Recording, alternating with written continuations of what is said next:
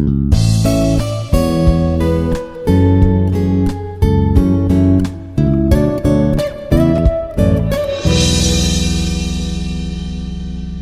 in the previous lectures, we have seen the fabrication of nanomaterials in different process. That is what synthesis of nanomaterials was broadly classified into two types, as you have seen in our last class. One is a top-down process and other is a bottom-up process. And we have seen what is bottom-up process. In bottom-up process, we have seen what is colloidal method, Solgel method, and how the solution phase reduction, what are the materials that were reduced. Okay, what are the reducing agents that were used for the preparation of nanomaterial from the solution is what we have seen from solution phase reductions. And other is electrodeposition methods, right? So electrodeposition method is one of the fundamental method for the fabrication of thin films, right? So how this fabrication of thin films was initiated using this bottom-up process. Now in today's lecture, we will see the synthesis of nanomaterials from in top-down process. So synthesis of nanomaterials in top-down process. So fabrication of nanomaterials in top-down process, right? In top-down process, we have that is what fabrication in top-down. Top-down in the sense from the bulk material to nanomaterial, right? From top means the size of the material is bulk. So from the bulk to nano, right? So this is what we call it as top-down. So earlier we have seen what is bottom up. Bottom up means just opposite of this. We have bottom up means we have the small material. So how this is reduced, right? So that is what bottom up process, and this is what we call it as top down process. So in top down process, we have the fabrication method. So there are two approaches for manufacturing of nanomaterials, as you have seen. That is top down approach, which involves the breaking down of large pieces of material to generate the required nanostructure, right? So required nanostructures from them. So there are two approaches for the manufacturing of nanomaterials, as you have seen. That is the top-down approach, which involves the breaking down of large pieces of material to generate the required nanostructures. That means a large nanostructure. This is what the large piece of material. Large piece of material, in the sense this is a bulk form. This is a bulk material, right? So this is a bulk material. How this bulk material is reduced to nano size.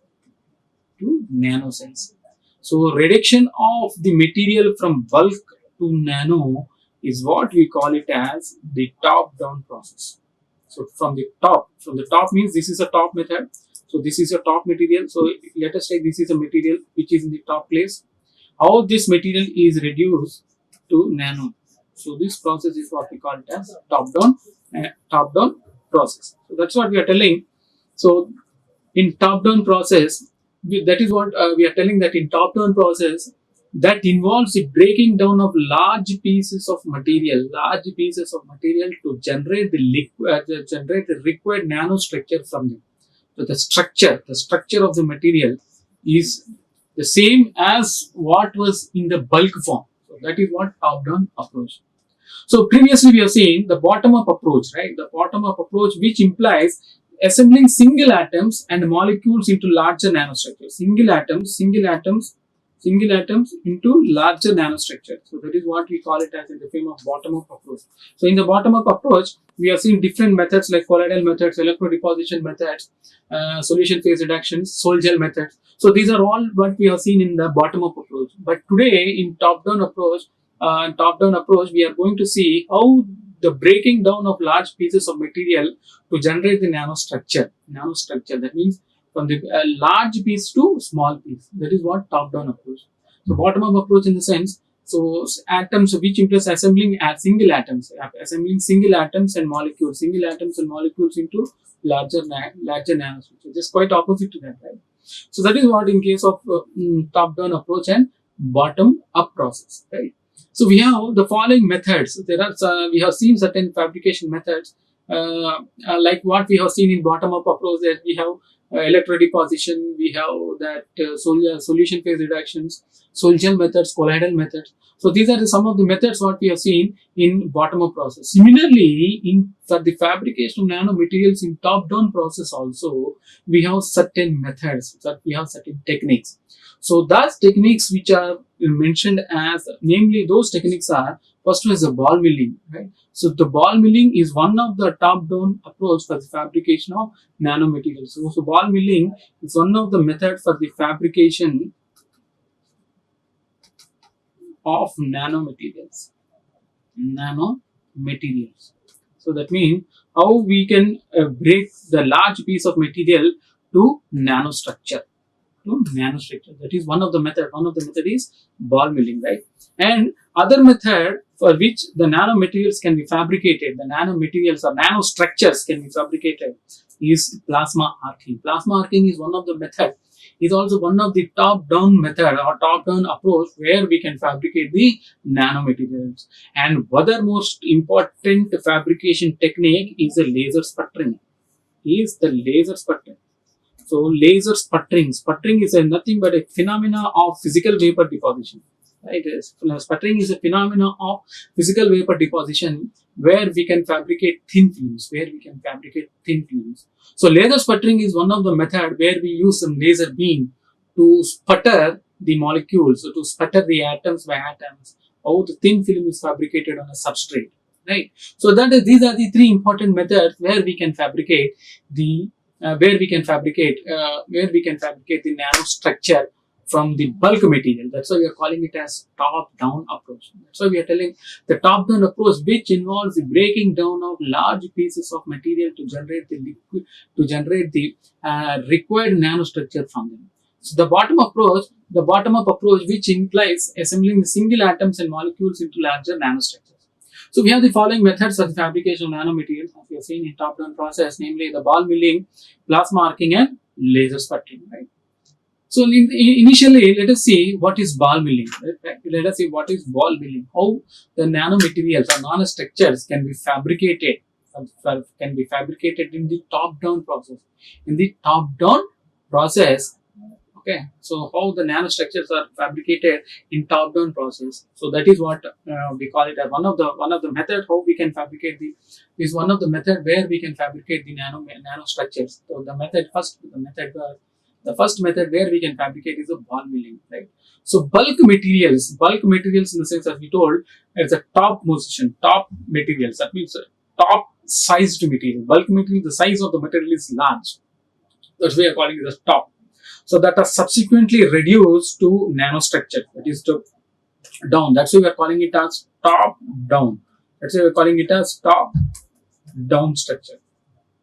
Right. So bulk material that are subsequently reduced into nanostructure. So that is what top down approach. By the way of physical deposition, chemical deposition, and mechanical process. Right.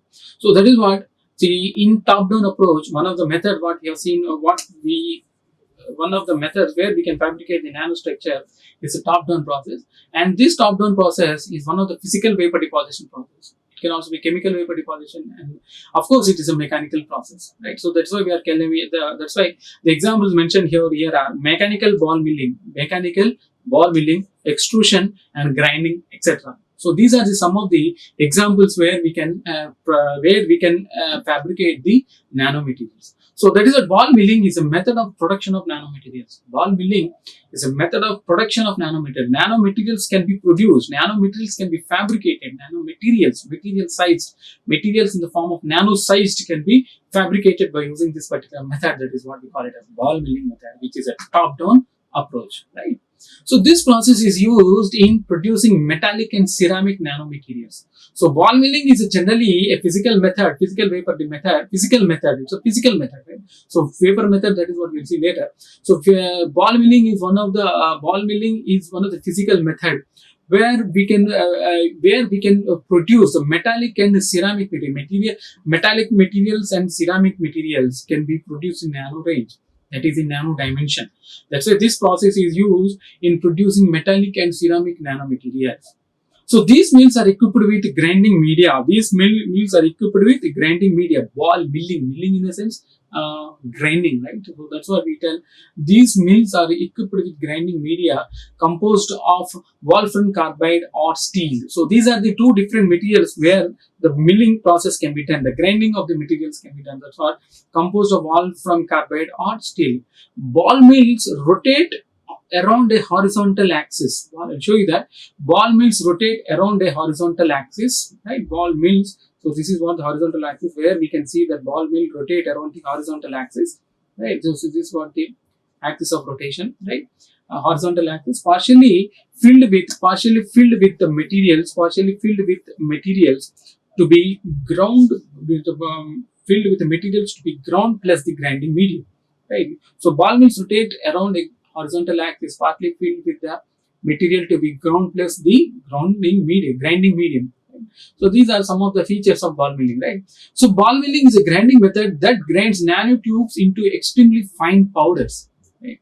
So nanotubes, grinding method in the sense taking a bulk material, and if you grind that, obviously it becomes the powder. Just like if you say physical process, just like if you see a sugar lump, right? If you take a sugar lump,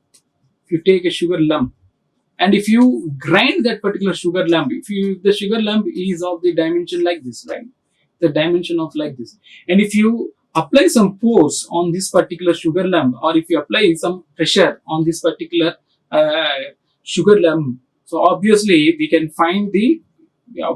have certain grinding phenomena, right? We can find certain powder like phenomena. So this is what we call as a top-down approach. So that is what we call top-down process. This is top material was framed into down process. So this is what the bulk range, and this is what the nano range. Right? So that is what the sugar lump can be. After the sugar lump undergoes grinding, it becomes a fine powder like sugar powder. So that is what ball milling is, a grinding method that grinds nanotubes into extremely fine powders. During the ball milling process, the collision between the tiny rigid balls in a concealed container will generate localized high pressure. So that is what one of the working mechanism. So during the ball milling process, the collision between the tiny rigid balls in a concealed container will generate localized high pressure. Usually, ceramic, flint pebbles, and stainless steels are used. Right, so the balls that are used to grind the material are nothing but made up of the stainless steel or flint pebbles, right? Like flint pebbles or ceramic materials. Ceramic materials are balls made of like stainless steel, flint pebbles, and ceramic materials can be used to grind the bulk material to powder material. Right? So ball milling is an economic and facile technique. To produce nano-sized material.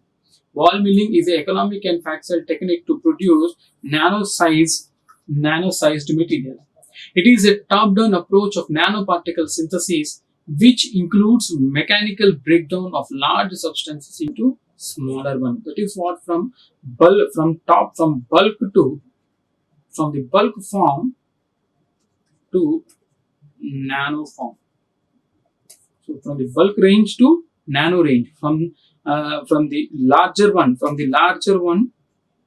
to smaller one.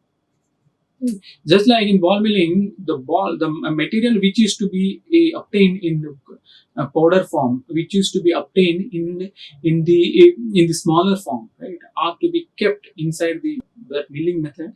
And the balls we use, I'll show you that the balls can be used to grind that particular material that was kept inside. So after it grinds, obviously the output form what we get is a powder form. So powder form in the sense it is a smaller form. So we are telling it is a nano range. That's why it is a top-down approach of nanoparticle synthesis, which includes mechanical breakdown of larger substance into smaller one. So this is one of the case. So this is one of the fabrication technique in the top-down approach, from the extremely large particle to small particle. So that is what mechanical grinding we call it as. We call it as mechanical grinding. So these are certain, but ball milling is a method of production of nanomaterials that has been seen. So this process is used in producing metallic and ceramic nanomaterials. These mills are equipped with the grinding media composed of wolfram carbon and steel. So these are what the materials that we have seen previously, right? So ball mills rotate around horizontal axis, partially filled with material to be grounded plus the grinding medium. The balls rotate with high energy inside a container and then fall on the solid with gravity force and kinetic energy, and hence crush the solid into nanocrystallites, right? So that is what. So if you can see here, so these are the certain balls. We can see these are the certain balls. These are the certain balls what we can see. See, this is one ball. So these are certain balls which are kept inside this drum, kept inside this drum, right? So generally the ball milling, right? So the milling time. So if you see the table, we can see the variation that we need some ball milling and high energy ball milling. The milling time is less than 1 hour, and it is between high energy ball milling is around 20 to 200 hours. Right? Impact energy that is for weight of a gram per ball is 0.0101 and it is 0.2. So the particle size can be obtained in nanometers. Here we can obtain in nanometer clusters form, right? The structural changes the structural change does not change here. Here high energy ball mill we can see the structural change. Of course, the chemical reaction, there are no chemical reaction involved here, but here since the structure is changing, the chemical reaction will change when we deposit the material. The atmospheric conditions are here no control, here vacuum or gases. That means we use high energy ball milling method with high vacuum and gases, right? So the temperature here we cannot control the temperature. There is no control of temperature. Here we use LN2, that is a nitrogen gas around 700 degrees centigrade. So these are the certain features where we can differentiate between the ball milling and high energy ball milling in various parameters like milling time, impact energy, particle size, structural change, chemical reactions, atmosphere, and temperature. So this is what certain factors where we can see the parameters, how they are differing, how they differ from ball milling to high energy ball milling.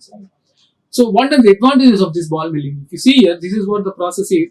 But produces very fine powder, a particle size less than or equal to 10 microns. So produces a very fine powder, particle size less than or equal to 10 microns, suitable for milling toxic material, as it can be used in an enclosed form. It has wide range of applications used for continuous operation, used in milling abrasive materials, right? So this is what we see. All the materials, the material which is to be crushed, need to be grinded, is kept inside the drum, and we have certain outermost balls like the stainless steel balls, ceramic ball. We'll try to grind the material inside, and you get the fine size. We get the fine powder of the material which was grinded, right? So that is what these are some of the advantages of ball milling. So if you see here, if you see the attrition, so we have some examples of attrition. So if you see the composition of iron cobalt powders, so FeCO powders, the rotatory ball mill, attrition technique is rotatory ball mill for the powder form of getting iron cobalt. Iron cobalt are generally taken as magnetic materials, right? The iron cobalt are generally taken as magnetic material, and the rotatory ball mill and the grain size. If you use this rotatory ball mill, the grain size that we obtain in nanometers is around 10 nanometers to 50 nanometers for iron cobalt nano powders, right? So the attrition time, as we told that milling time, the milling time is also one of the parameters to get the fine powder, right? So that is what it requires around 30 hours for 30 hours, right? So that is what iron cobalt powder, the rotatory ball mill around the grain size what we can obtain is 10 to 50 nanometers, and the attrition time in hours can be 30. So for iron, that attrition technique is vibrational mill, where we can obtain the grain size of 20 nanometer, and the attrition time is 4 hours, right? So nickel aluminum, because iron, cobalt, nickel are the three magnetic materials, right? So that's why nickel aluminum is a vibrational mill where we can obtain the grain size around 12 nanometer, and it requires 100 hours. 100 hours in the sense more than 3 to 4 days, right? So another one is nickel silates, right? So nickel silates also the attrition technique, one of the technique in rotatory ball, that is what vibration mill around 10 to 17 nanometers, which you require the attrition size of 30 hours. So iron carbide horizontal ball mill, so which we can obtain the grain size around 4.7 nanometers, which is attrition time of 500, right? So similarly, ferrite aluminum, the vibration mill is 12.8, the attrition time is 100. right? So what is this attrition? Attrition is a rotatory ball. It consists of, as I told you, a hollow steel cylinder containing tungsten balls. So generally steel balls are used, whereas in case of this one, this is one of the ball milling method, where people use the tungsten balls and a solid precursor rotate about central axis. So the particle size is reduced by brittling, by brittle fracturing resulting from ball and ball collisions. So the brittleness of the powder, brittleness of the material will be reduced, right? So the brittleness of the material will reduce due to the collision between the balls with the walls of the dish, walls of the mill, right? Should not tell dish, walls of the mill, right? So milling takes place in inert gas atmosphere to reduce contamination. So the milling takes place, the grinding of the material takes place in inert gas atmosphere to reduce contamination. If you see here, these yellow ones is what the powder form is. So if these balls will crush this particular material, so after crushing, the particle size is reduced. After crushing, the particle size is reduced. At the same time, brittleness of the material also will reduce. The brittleness of the material also will reduce due to frequent crushing with the surroundings. You have frequent crushing of the surroundings. So this is what the accreditation regarding the rotatory ball mill. So of course, it is one of the ball milling technique. That means the fine balls are used to crush or to grind the material that we take, right? So decide size to the desired size in the sense to the nano powder range or nano structure or what, right? So desired size. So this is one of the top down approach, right? If you take a bulk and if you try to crush that bulk, it will become a powder. To obtain the fine grain size, we use different pressure techniques and different attrition time hours. Some materials take 30 hours, some take 4 hours, some take 100 hours, 30, 500, and so according to the table, you see that. Right? So this is what the rotatory ball mill is, the attrition of the rotatory ball mill. So there are certain stages how the ball milling takes place, right? During the high energy ball milling process, because we have seen in our previous slide, so we have seen that we have ball milling and high energy ball milling. So if you see this high energy ball milling, so during the high energy ball milling process, the powder particles are subjected to high energetic impact.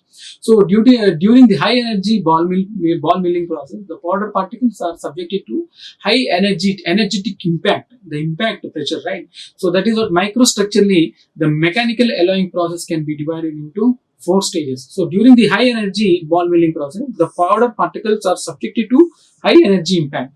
So that's why when we use the term called high energy impact, obviously it becomes the high energy ball milling process. During the high energy ball milling process, the powder particles are subjected to high energy impact. So during microstructurally, the mechanical alloying process. Alloy, we know that alloy is a composition of, alloy is nothing but a composition. Alloy is a mixture of some or the more compounds, right? So the mechanical alloying process are divided into 4 stages. So that is what the stages of ball milling. So this is what the rotation of milling flow, right? So these are the fine powders. So that is what fracturing and flattening. So the difference between, if you see the material between the 2 balls, you can see how that is crushed, how this is crushed over here, right? So microstructurally, microphenomenically, the mechanical alloying process can be divided into 4 stages. One is initial stage, intermediate stage, final stage, and completion stage. So these 4 stages are generally generated for which type of ball milling process? Higher energy ball milling process.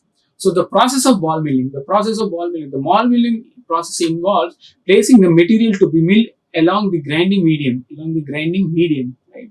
So subsequently the balls into a cylindrical container and rotating it around its axis. The rotation causes the balls to grind the material, reducing its particle size. If large particles are retrieved from the ball mill, this process is known as coarse grind.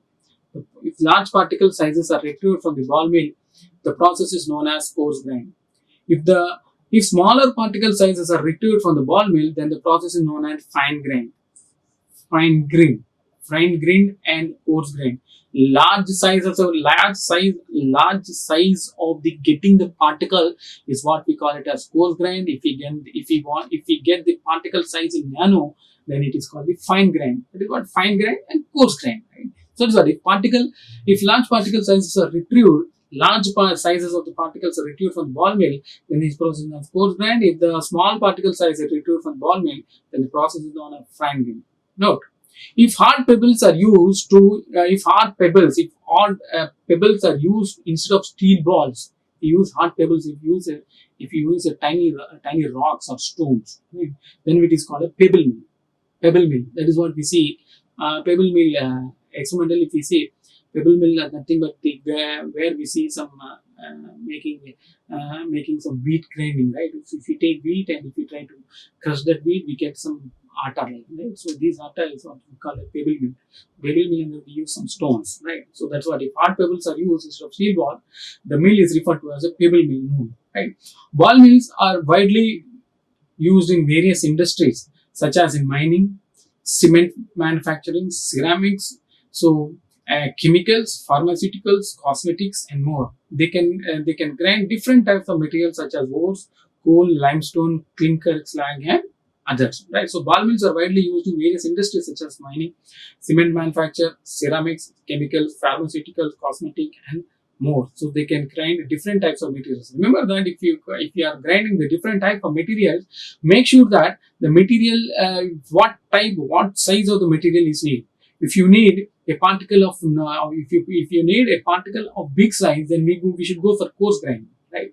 So that's what, if your large particle size are retrieved from the ball mill, then the process is known as coarse grinding. If you want the fine grind, if you want the fine powder of the particle, fine powder of the material that we choose for the ball milling, so if you want the smaller particle size, if you want the particle size to be reduced to nano, then we need to use for the fine grind, then we need to go for the fine grind. That's what, if smaller particle sizes are retrieved from the ball mill, then the process is known as fine grind.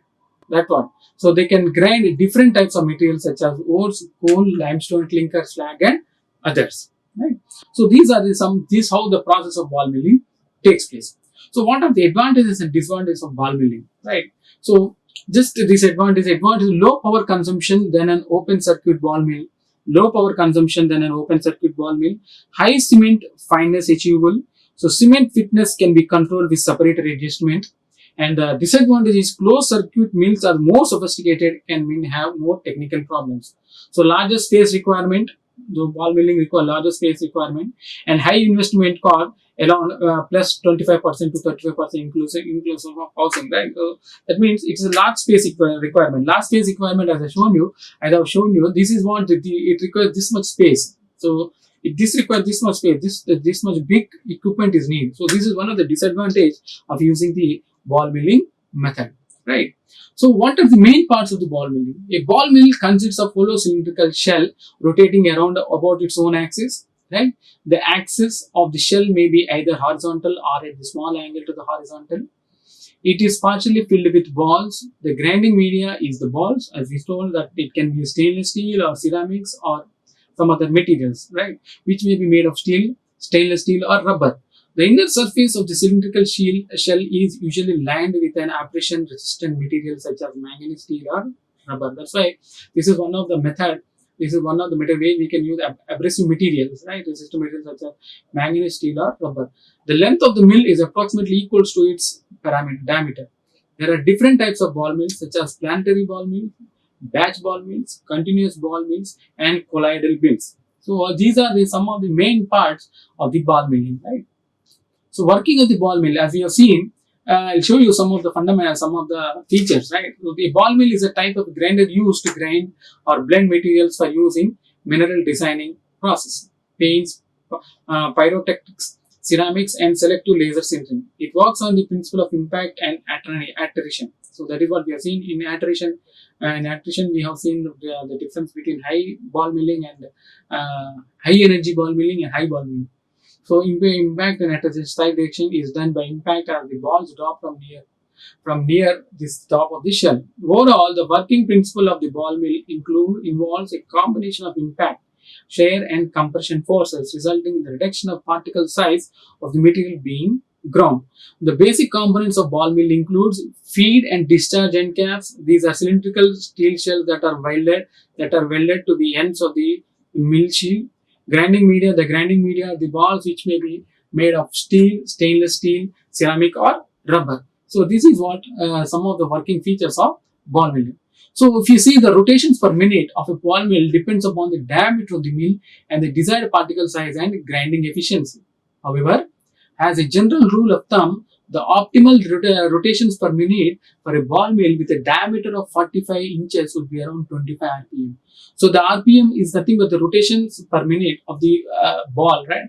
Of a ball mill depends on the diameter of the mill, and the desired particle size and the grinding efficiency. That means the rpm of a ball will depends upon the three important features. One is on the grinding efficiency, particle size, and diameter of the mill. So the RPM of the mill depends upon the diameter of the mill and the desired particle size and grinding efficiency. However, as a general rule of thumb, right? This is a general rule of thumb. So this is what the rule and this is what the grinding, right? The rule of thumb, the optimal rotation per minute for a ball mill with a diameter of 45 inches would be around 25 RPM. So different types of ball millings where we have seen previously. So different types of ball mill. One is the attrition mill, horizontal mill, planetary mill, and the one-dimensional and three-dimensional vibrations. The formula for critical speed for calculating the rotation per minute, the formula for critical speed, that is CS, is given as 1 by 2 pi under root of G by capital R minus small r, where G is the gravitational constant, capital R is the inside diameter of the mill, and small r is the diameter of the one piece of media. That is, the critical speed CS is equals to 1 by 2 pi under root of G by capital R minus small r, right? Where G is the gravitational constant, right? R is the inside diameter, where R is the inside diameter, and small r is the diameter of the piece of the medium, right? Of one piece of the medium. So this can be reduced to 265.45 by under root of capital R minus small r. We know that where capital R is the inside diameter and small r is the particle piece of the diameter, small r is the diameter of the piece of the medium. Dry mills typically operate in the range of 50 to 70% of critical speed. Dry mills, because the dry mills is also one of the different types of ball milling, where different dry mills typically operate in the range of 50% to 70% of critical speed, and most often between 60 to 65% of critical speeds. So out of this critical speed is one of the parameter where we can find the rotations per minute, how to calculate the rotation per minute, right? So this is what the critical speed, that is CS equals to 1 by 2 pi under root G by small r, capital R minus small r. So what else can be produced? From this, right? So generation of curved or closed shell carbon nanostructures by ball milling of graphite, carbon spools produced by high energy ball milling of graphite, nanophosphorus carbon produced by ball milling, the nucleation and growth of carbon nanotube in a mechanothermal process can be produced. Carbon nanotubes formed in graphite after mechanical grinding and thermal annealing. So carbon nanotubes can be formed, right? So that's what we can produce. Generation of curved or closed shell carbon nanostructures by ball milling of graphite. Carbon scrolls produced by high energy ball milling of graphite. Nanophosphorus carbon can be produced by ball milling. The nucleation and growth of carbon nanotubes in mechanothermal process. Carbon nanotubes formed in graphite after mechanical grinding and thermal annealing. And what else can be produced more? The carbon microspheres produced by high energy ball milling of graphite powder. Carbon tubes produced during high energy ball milling process. Highly curved carbon nanostructures can be produced by ball milling, and low energy pure shear milling, that is a method of preparation of graphite nanosheets. So that is what carbon nanotubes can be prepared, right? So these are what we can produce by using this particular ball milling methods. So the significant and advantage of this method is that it can be readily implemented commercially, right? It can readily implemented commercially. Ball milling can be used to make carbon nanotubes and boron nitride nanotubes. It is preferred method for preparing metal oxide nanocrystals like cerium and zinc oxide materials, cerium oxide and zinc oxide. And ball milling of graphite under hydrogen atmosphere is an effective method of producing nanostructured graphite, which is able to store in an appreciable amount of hydrogen.